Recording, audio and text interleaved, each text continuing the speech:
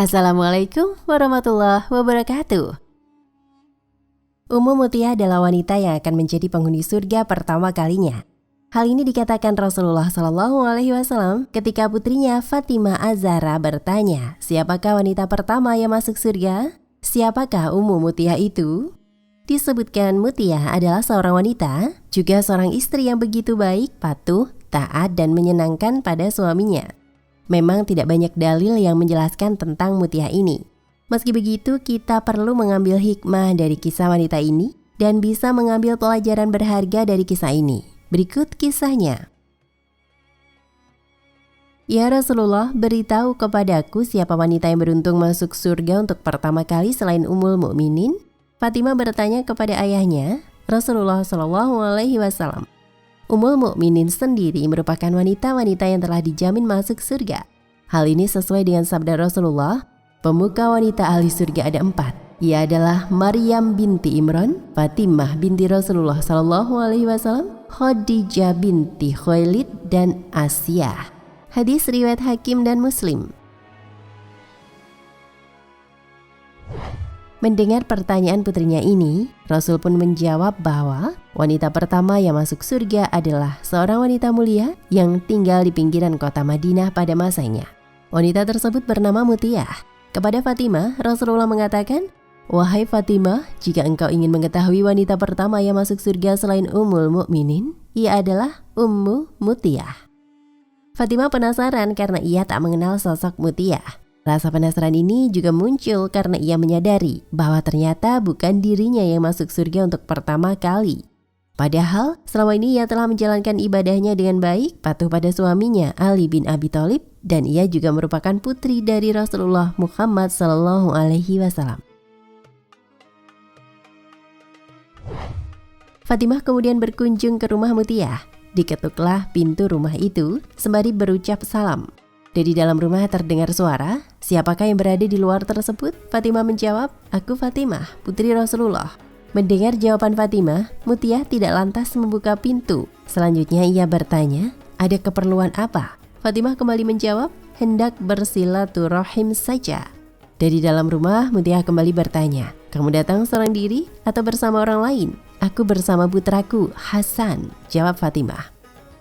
Mengetahui Fatimah bersama Hasan, Mutiyah lantas mengatakan, maaf, aku tidak bisa membukakan pintu untukmu. Aku belum minta izin pada suamiku akan kedatangan tamu lelaki di rumahku.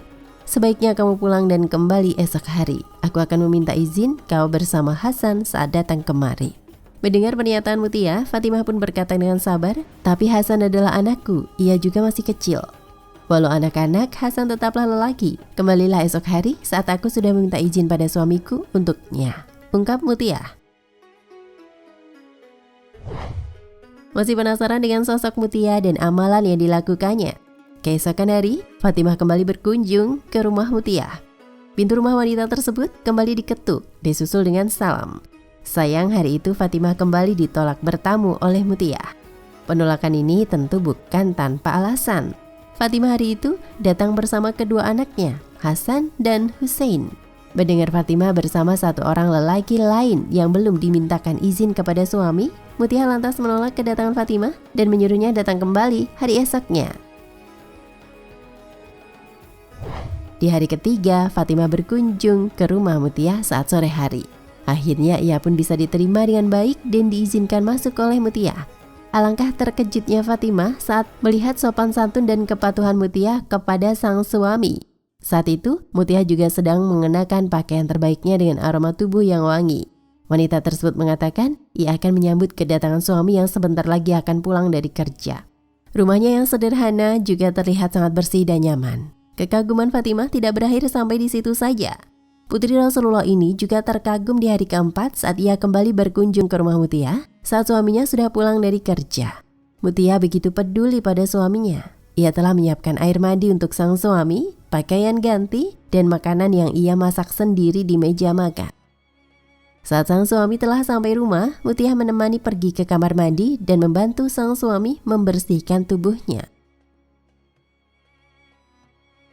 Selesai mandi, Mutiyah menemani suaminya makan. Saat inilah Fatimah kembali dibuat kagum oleh Mutiyah. Di samping suaminya yang sedang makan, Mutiah membawa sebuah cambuk. Ia lantas mengatakan pada suaminya untuk memakai cambuk tersebut untuk memukul tubuhnya jika saja masakan yang ia buat tidak disukai oleh suaminya. Mengetahui apa yang dilakukan Mutiah, Fatimah pun menangis haru sekaligus bahagia. Ia akhirnya bisa banyak belajar tentang bagaimana mestinya menjadi seorang istri yang salihah. Pada diri Mutiah, Fatimah akhirnya tahu bahwa seorang istri salihah dan taat serta selalu mengharap ridho suami adalah seorang wanita yang pantas memasuki pintu surga terlebih dahulu. Hai para muslimah, tentunya ada banyak hal yang bisa kita ambil dari kisah ini. Dan hal yang terpenting adalah bagaimana semestinya istri yang baik berlaku pada suaminya. Selain Ummu Mutiah dan para ummul mukminin, ada beberapa wanita yang terkenal karena amalannya. Wanita salehah zaman Nabi, 8 orang syahid dan mengabdi pada suami. Rufaidah al-Ansariyah, wafat 35 Hijriah. Rufaidah al-Ansariyah merupakan perawat terkemuka di zaman Nabi Shallallahu Alaihi Wasallam. Dalam sejarah peradaban Islam mencatat pengabdiannya di dunia keperawatan dengan sejarah keemasan. Bahkan dia telah dinobatkan juga sebagai seorang perintis keperawatan modern yang diakui terutama oleh kaum muslimin. Ia dilahirkan di Yathrib, sekarang Madinah, pada tahun 570 Masehi dan dia wafat pada tahun 632 Masehi. Rasulullah Shallallahu Alaihi Wasallam pada abad pertama Hijriah. Ia merupakan golongan kaum Ansar. Ilmu keperawatan yang ia kuasai dipelajari dari ayahnya dengan profesi sang ayah sebagai tabib atau dokter.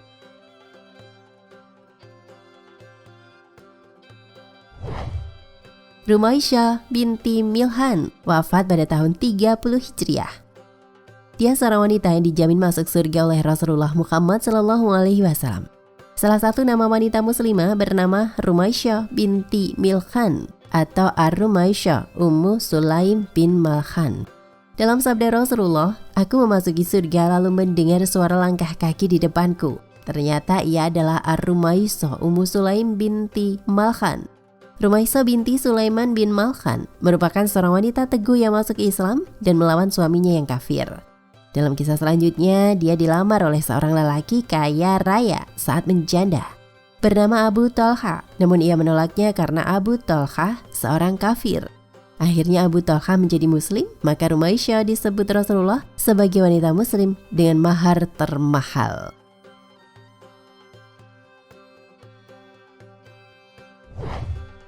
Subayyah binti Haris. Selanjutnya perempuan solehah dalam cerita tentang Rasulullah adalah Subayyah binti Haris, seorang wanita muslimah yang menjadi janda. Ketika selesai masa iddahnya, ia dilamar oleh seorang musafir. Namun ternyata musafir tersebut masih kafir. Setelah itu ia datang kepada Rasulullah dan meminta untuk bercerai. Sementara suaminya ikut menemui Rasulullah dan menuntut istrinya dikembalikan atau mahar dikembalikan. Maka seluruh mahar dan nafkah dikembalikan kepada musafir tersebut. Subayyah binti Harits meninggal karena penyakit at-taun.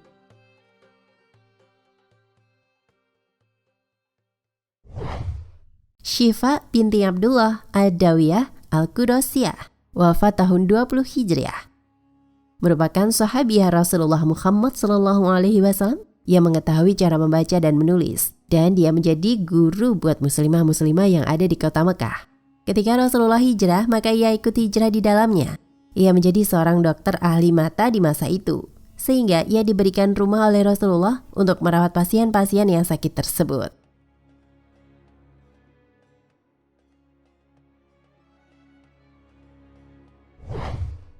Ummu Atiyah al-Ansariyah, wafat 8 Hijriah.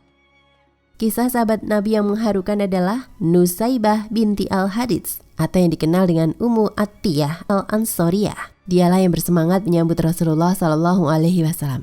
Dia ikut dalam medan perang dengan menjaga tenda dan memasak untuk seluruh pasukan jihad Islam.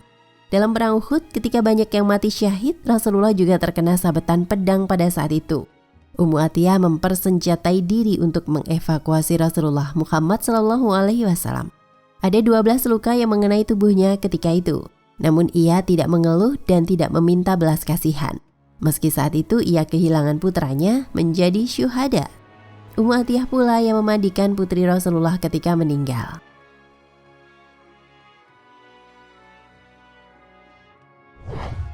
Ummu Darda Hujaimah binti Huyai al-Awsabiyah, wafat 30 Hijriah. Nama wanita Islami berikutnya adalah Ummu Darda Hujaimah binti Huyai al-Awsabiyah. Dia merupakan istri dari Abu Darda, istri kedua, yang awalnya di bawah pengasuhan Abu Darda sepeninggal istrinya Khairah binti Hadrat. Abu Darda melamarnya dan meminangnya. Dia menjadi seorang istri yang juga aktif dalam mengajarkan nilai-nilai Islam kepada orang lain.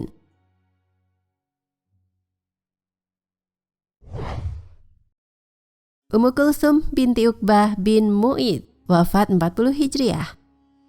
Ummu Kulsum merupakan saudara perempuan Utsman bin Affan dari pihak ibu. Ia adalah wanita muslimah dan merupakan wanita pertama yang hijrah menuju Madinah dari kabilah Hadnah Hudaibiyah. Ia masuk Islam semenjak di Mekah secara sembunyi-sembunyi. Ia telah dibaiat oleh Rasulullah Muhammad SAW sebelum melakukan hijrah tersebut.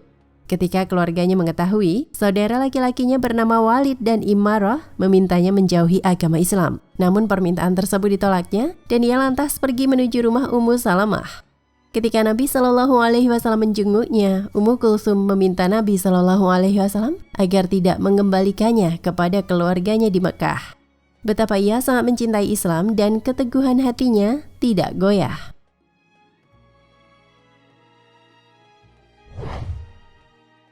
Ummu Waraqah binti Abdullah bin Harits, wafat 15 Hijriah.